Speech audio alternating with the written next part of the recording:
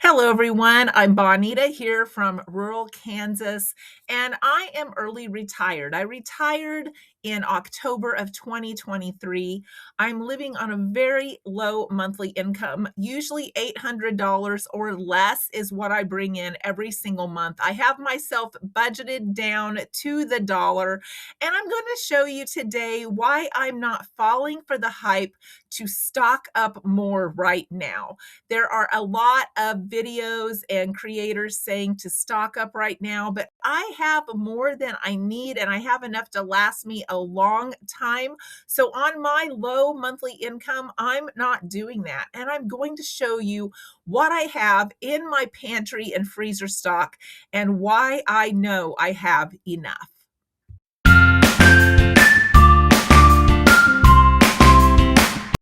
So if you've been following me for a while, you know that my husband and I owned two rural grocery stores. And because of those ownerships, we stocked a lot of things that were basic items. And then when we sold those stores, one of the stores got absorbed by the other and we moved the stock over. When we sold the second store, the lady wanted to choose her own items. So we clearanced out as much as we could, and the rest of it had to come home with us. That was 4 years ago. And so because of that, we ended up with a lot of items that we don't normally keep. And I tried to find some creative ways to use those. I gave items to all of our 7 adult kids, everything that they wanted. And I still ended up with a few totes and boxes of some miscellaneous items like lime juice and stuff like that I can keep for a long time and I can use up. And because we had extra back then and we've been using off of some of that, I inventoried items so that I knew how much I had, I knew where it was stored, and I started utilizing those inventory lists. So not everything was usable. Some of it was like dry goods. A lot of it was like sandwich bags, things like that you're not going to use up in a hurry. So a lot of it wasn't just foods that we could use right away. We were lucky to get all of the frozen and fresh stuff gone in a very short amount of time. So a lot of the things that I had left were just basic items like spices and things that I know that will last a long, long time. So I'm going to show you what my stock looks like right now. And I'm also going to share with you, I wintered in Texas for 2 years by myself in my RV for about 3 to 3.5 months. I took food from home in the RV. I only bought fresh items while I was down there, and I tried to live off what I took with me because we had so much at home that I knew that I didn't need to buy a bunch of stuff because I didn't want to bring a lot of stuff home. So that was an eye-opening event for me. Both of those times, I learned how much I personally really go through and how little we go through as a couple at home. And I realized that I had been overbuying, overstocking, and I didn't need to do that. So come on over and let me show you my stock. In my back room, I have a file cabinet that's not used for filing papers. It's used for backstock. Here I keep my toothpaste, my shampoo, my conditioner, any type of hand soap, powders, razors, all those kinds of things are back here, including soft soap and bar soap. I have 2 drawers here of everything that I keep. I do have some carpet powder that was left over from the store. I have some Mr. Clean. I have suntan lotion. I have all kinds of things back here kept extra and inventoried. And then over here in this little side compartment, I do have a few extra shaving cream that wouldn't fit in the file cabinet. And I do have a few potatoes in this box because this room stays the coldest. Also here in the back bedroom, I have 4 gallon of laundry soap. That will last me years. Here is one of the totes of my Backstock. Now, a few of these things did come from the grocery store closure, but I knew they would last a long time. For instance, I have cream of tartar. That's going to last a long time. I can also use it to make baking powder if I need to make baking powder. But a few of these things I have purchased since we got the tote emptied down enough, and I bought things on clearance that we would use, like this Truvia. That is things that I have bought since the grocery store closed and stocked on a good deal. Same with these red beans that are dried, 77 cents.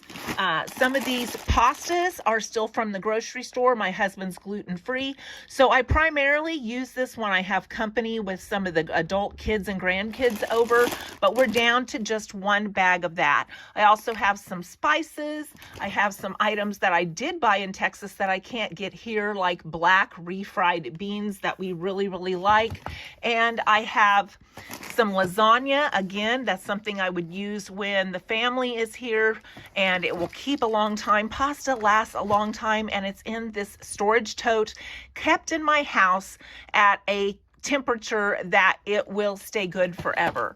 I do have a package of powdered sugar left, and just a lot of odds and ends here that I have picked up along the way that we will use, like some scratcher pads. I got these again on a good deal at Dollar Tree, 4 of them, $1.25. These are the ones that I use. They last forever. I use them to wash dishes. So I have stocked this and restocked this. There's a few things left from the grocery store. There's a lot of things that I have bought since the grocery store closed on a good deal, and I just keep them in this safe, rodent, pest-free tote here in the house where it is temperature controlled. I also have an inventory list of everything that I have stored that is not in my line of sight, meaning it's not in a cabinet or in a pantry shelf or it's in the freezer. Anything like this that I keep the lid on that is not in my clear line of sight, I keep inventory lists so that I don't over purchase. I have one more box of extra items here at the house. I have coffee. I have miscellaneous items like toilet bowl cleaner and more laundry soap, some foam plastic plates, some more shampoo and conditioner, and all of this is inventoried on that paper that I showed you. This is one of the extra pantry shelves that we pulled out of an outbuilding and made into a pantry shelf because we had extra stuff and nowhere to put it. It's actually in my office. So I have some pie fillings, more black refried beans. I have some corn chips for when we have chili or Frito chili pie. I have some tomatoes, some peanut butter. I have some cereals that I bought and tomato juice, dark Karo syrup, tea bags, mustard. And then down here in the bottom of it, I have more. I have wax paper. I have salsa verde, corn syrup, pan spray, baking powder, more rice, vanilla, some jellies and apple butter and mayo. So I have all kinds of things stored here in my office, and I didn't used to have this much space taken by Backstock, and that's one of the reasons that I'm saying I don't need any more. And I haven't even shown you my working pantry. Down here I have apple cider vinegar. I have some buckwheat flour. I have some drinking water. This has been here forever because I don't even buy this type of individually bottled water. So this has been here for a couple of years, but it's water. It's fine. I have some Powerade and Gatorade. I also have some flour that needs moved over into my working pantry because we buy this by the 25-pound bag, our gluten-free flour. So yeah, we have got plenty. And this is not even my working pantry. I'm in one of our outbuildings, and I use old ice chests that don't really keep things cold as storage totes. So I have a couple of cotton balls. These are some things that came from the store. I have plastic silverware. I have matches over here in 3-packs still sealed, more toilet bowl cleaner, and I have some soap that I picked up on clearance for 75 cents for 2 bars. Over here I have more. I have sandwich bags. I have all kinds of shortening. We know that that will last a long time.